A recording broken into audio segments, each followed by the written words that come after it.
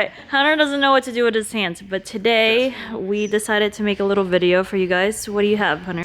I don't know why he's shy. Camera's shy, but he's thought by his mini truck out there. Tell us what we have here today. We have a case swap, what is it, TSX Casey? Yeah. TSX engine in a 1992 Honda Civic EG. Customer brought this in to us. It was already running when he brought it to us, and he wanted to get an iC-7 installed. So we ended up ordering a OBD2 kit for the iC-7, thinking that would work. And there's an OBD plug, so we were like, all right, yeah, we'll get that kit. And I go and start installing it, realize that it's not communicating to the Hondata computer because it's more so kind of like a separate system, causing it to be a standalone. And it's got its own settings how it sends out CAN bus signals.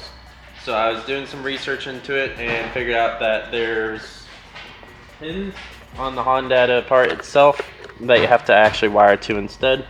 You have to make sure in your Hondata box you will have two of these. Here's the part number.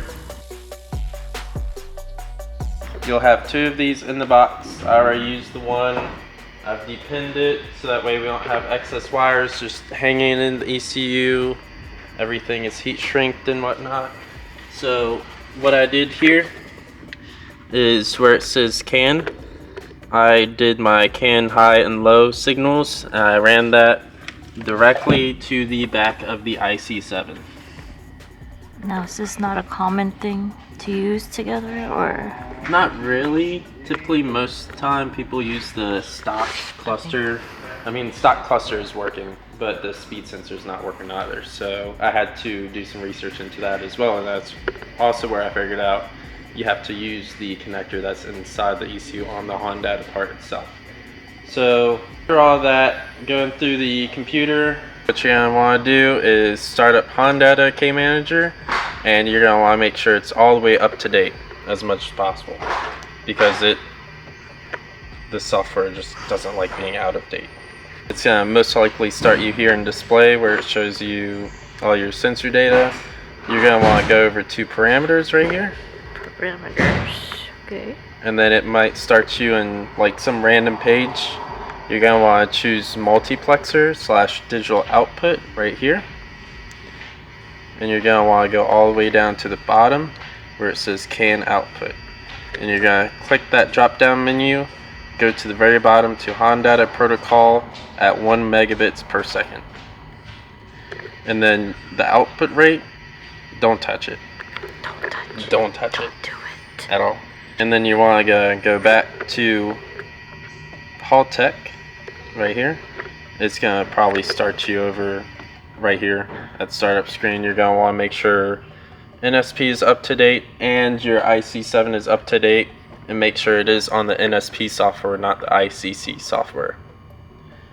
So after you've gotten all your updates done, you're going to want to go down to connections, deselect Haltech CAN bus because you're not going to obviously use it on the Haltech ECU.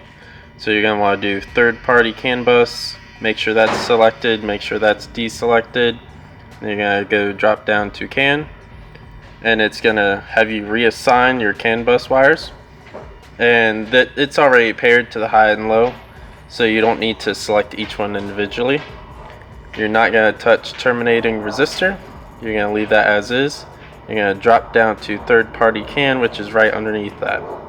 And you're going to want to make sure that the bus speed matches what KPro has at 1 megabits per second. And then you're going to want to hit this drop down menu for third party CAN protocol. It's probably going to say OBD2, or it might say some other thing, but you're going to want to go down to Hondata KPro V4. And you're also going to want to make sure on your ECU itself it says Hondata Pro 4 right there. And now I will start the car, show you guys that it works.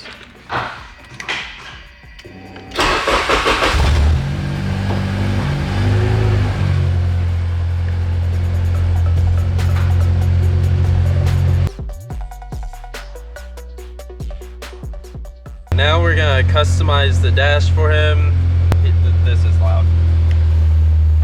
Oh, push to start. Push to start. That is fancy. And now we're just gonna wait for him to bring in his cluster mount, so that way we can get this mounted in there. And we're gonna have him decide on how he wants to have this customized. I'm sure all y'all know that these screens are fully customizable to any way you want it. Yeah, like you can put danger to manifold. Right here we have another K-swap, but it's confused. I ruined the JZX. It doesn't belong here. Oh, he's got carpet this time. No, fancy. Fancy. Fancy. Alright, so on his startup screen, it might be too bright for that, but on his startup screen, we can completely change that to how you want it.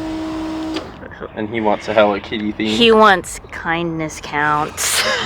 Yeah, he wanted the green, so we gave him the green. Another Maru. Another Hello Kitty character. So we have indication lights for when your fans are on, when your fuel pumps are on. Then we have your fuel level. You can put that to however you want it. You can have it these types of gauges. You can have it dial a gauge. You can have it just a number. And then we have the low fuel level light. Electric power steering on, which will light up when you turn it on. And then check engine light, oil pressure, temperature overheat, and battery voltage. Also, you can put AK. Yes. AK. Because we overbrand. We overbrand everything. About to buy sock. That is how you put a iC-7 into a car that has not a Haltech ECU. Well, at least the Hondata ECU. So we can get other videos out on other ECUs like Max ECU, Link ECU, and Motec ECUs. That's a wrap. That's a wrap.